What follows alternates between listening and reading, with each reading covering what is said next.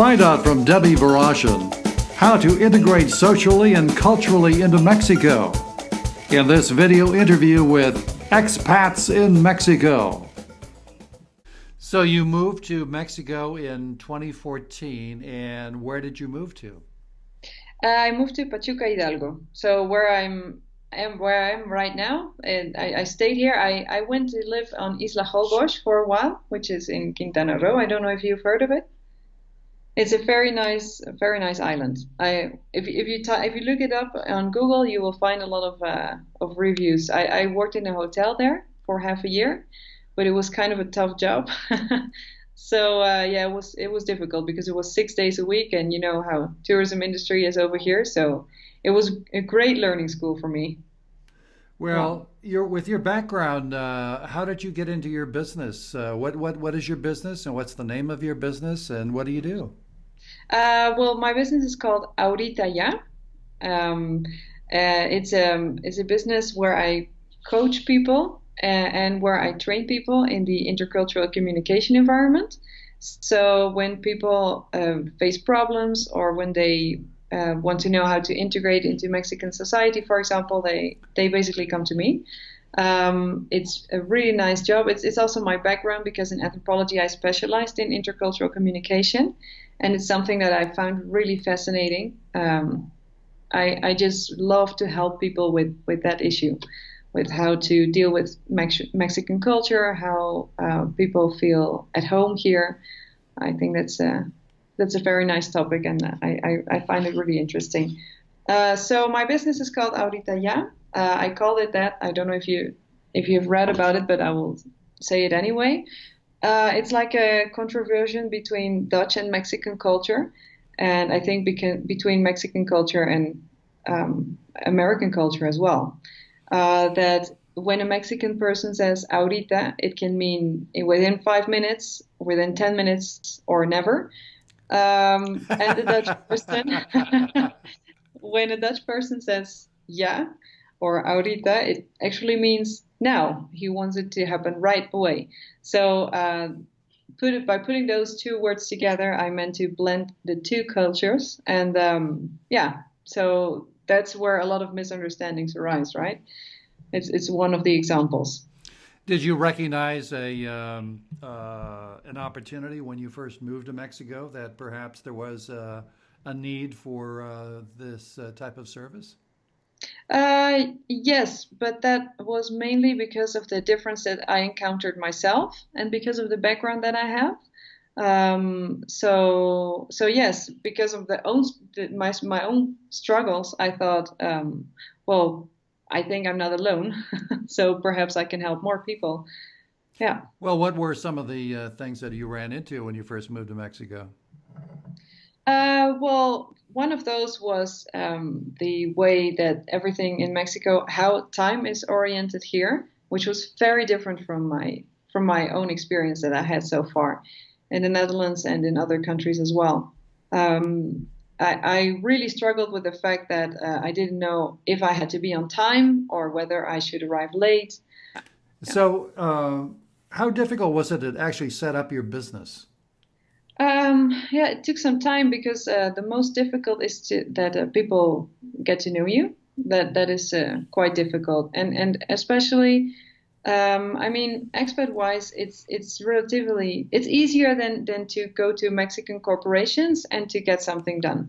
It's easier to find individual expats or families who are about to move to Mexico or who are already in Mexico and have some questions.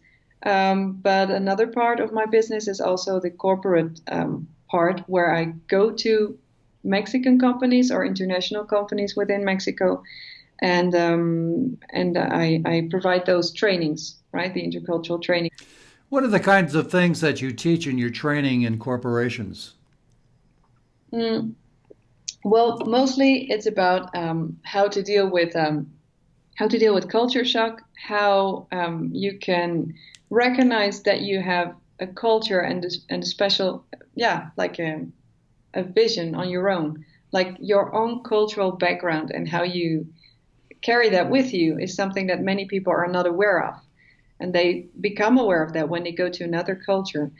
So that is very interesting, and that is one of the main parts of the training, how you can recognize your own prejudices and your own in the cultural background you have, and how you can put that in the light of the culture that you're in. So basically, how you can deal with another culture with your own cultural background. That's one of the key points of the training. Is the asynchronous time issue difference between Latin America and say Europe and the U.S. and Canada, English speaking countries, is that probably the number one issue? Yes, yeah, that is very important. It's something that a lot of people struggle with, because it's also on a daily basis you face that kind of situations. So actually, when you go to a meeting and you don't know exactly if you should arrive on time or a little bit late or what is appropriate, yeah, it's like those day-to-day experiences that people face, and that are very important, because that's where people struggle with when they arrive. So you can read a lot, and yeah, you can talk to people, but when you're actually here and you experience it, that's where the magic happens, and where you can learn a lot. So One of the issues many expats seem to have is getting straight answers from the people from Mexico. yeah. Talk about that. Yeah, that is very difficult. Also, when you start a business, this is one of the crucial points. Or when you work as an expat in a Mexican company, or in an international company, but in Mexico, it's very difficult to get a straight answer, as you say, because in Mexico it is very important to be polite, and yeah, many Mexican people don't like to tell the truth straight out. So it's very difficult to figure out many times whether something is going to happen or whether the answer actually is no. So yeah, in that light, many expats face that problem. So how can you get an answer then? Yeah, that is very difficult, and that depends from situation to situation. But as the longer you hear, the more you realize that first you need to talk to the correct person. So if you're doing that, and you're talking, for example, to a manager, but it's not the manager of the correct area, then you should see to get to get the correct contact. And once you have the correct contact, then it's crucial to figure out whether that person is telling you the truth. So how can you get to that truth? Well, you have to do a lot of small talk, because there has to be a business relationship that is more than just paperwork. It's very important to be polite, and to, yeah, at the end of the conversation, to have something concrete, to have like a written agreement or something. Uh, so basically, what most people try to get at is to have something written, because if it's only said, the word is also very important. I mean, if somebody says tomorrow you'll have it, yeah, it's been thinking, people think that then it will happen, but it's not always the truth, because sometimes that actually means that the answer is no, but they're afraid to tell you. Yeah. So why is it important for expats to integrate socially and culturally in Mexico? Well, it depends on every expat. It depends on if you're willing to integrate, but let's face the truth. That let's think that there is an expat who really wants to be part of Mexican culture. I mean, if you want to feel at home in Mexico, I don't know what your experience is in that department, but if you want to feel at home, it is important that you culturally and socially blend in. So yeah, in the light of wanting to be part of Mexican society, it's really important to blend in, definitely, because Well, if you. Mhm. number one being learning at least a functional use of Spanish. Exactly, yeah, that is crucial. It's very important to learn the language, because yeah, there are people who speak Spanish, but if you really fully want to integrate in Mexican society, you have to speak Spanish. That's crucial. That's why I also offer the language courses, because yeah, speaking the language is one of the main points of being able to integrate fully in Mexican society. So if you are here, just do that. Go out, talk to the people, chit chat a little bit. Yeah, get to know how people have daily conversations, how you speak to the local guy who is in the taco stand. Those kind of conversations can really help to blend in culturally. Also, it's very important not to forget where you come from, because, as I said, you may experience some kind of culture shock while you're here, and that's actually very important. If you wouldn't experience that, that means that you shut yourself down from integrating in Mexican society. So when you experience a culture shock, it's actually a learning moment, because it means that you face differences and that you're trying and willing to overcome those differences. And it's like a transition process, right? You blend. You're about to blend into another culture, but when you face such a culture shock and a moment of where am I, or what is going on, it's also very important not to forget where you come from, and to have something that reminds you of home. That's totally fine. It's fine that you don't forget where you come from. And what other issues are really on top of their agenda that they're feeling uncomfortable with and need help with? Yes. Well, basically, when people, it's like two categories. First, there are people who are about to move to Mexico, and they want some background information and want to prepare culturally, and sometimes also with a language course on their arrival to Mexico, which I think is a great idea, because then you are a little bit prepared on what you are going to face. Obviously, once you're here, it's different. But yeah, it's always good to be prepared. So, and then there's the other part of people who already got here. Most people are here for a couple of weeks or a couple of months, and then, well, there is this phase in the culture shock process and the cultural adaptation process that is called the honeymoon phase. This means that when you get here, everything is beautiful, nice, and new, and it's like you're on a honeymoon, right? It's like a dream, and you're really here. But then, after that phase passes by, reality hits, and that means that yeah, people realize that they are really here, and especially when they are here with a family. And one of the two people is working in a company, and the other one is at home. Well, mostly the person who stays home feels a little bit disorientated once the honeymoon phase is over. And that's when the problems start, and when people start to feel frustrated about Mexican culture as well, because that's when the culture shock arises. And that is when most people call me or email me, and then they say, hey, what can I do? I feel frustrated. I want to go back home. I would like to just stop with everything and go back home. But then it's crucial to stay and to really be aware of your own cultural background and how you can socially and culturally integrate into Mexican society in order to feel at home.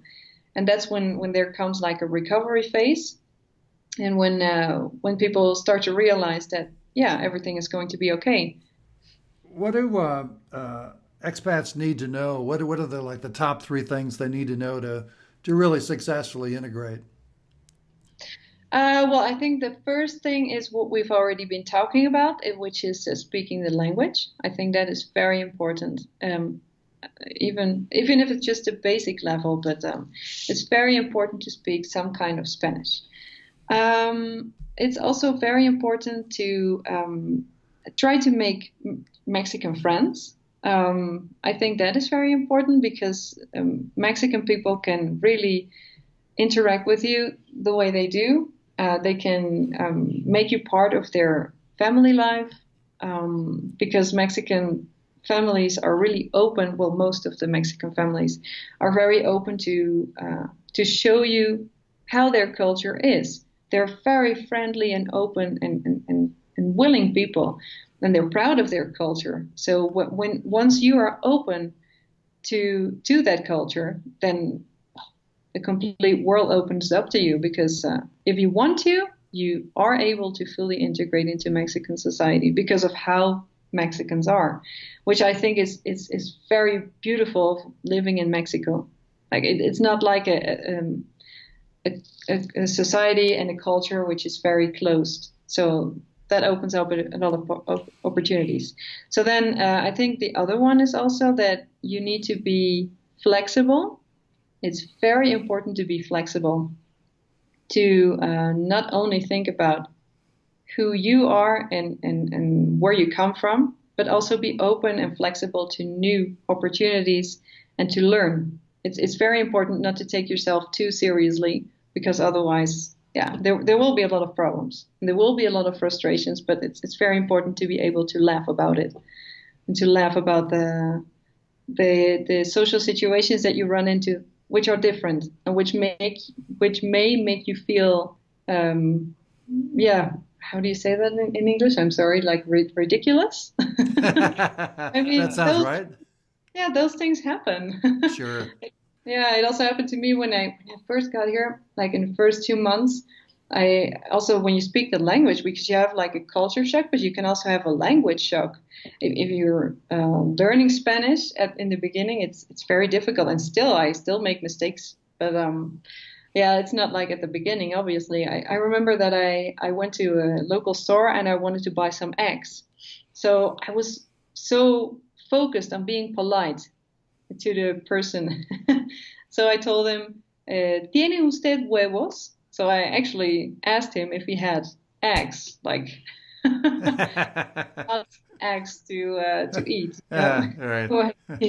So those kind of things happen, and they will happen, and yeah, it's important to be able to laugh about it. Well, the Mexican people are wonderful people, and they really appreciate the fact that you're actually attempting to learn their language and Yes, communicate with them in Spanish. So definitely. generally, they don't look down upon you at all. They welcome any kind Yes, of attempt at learning Spanish.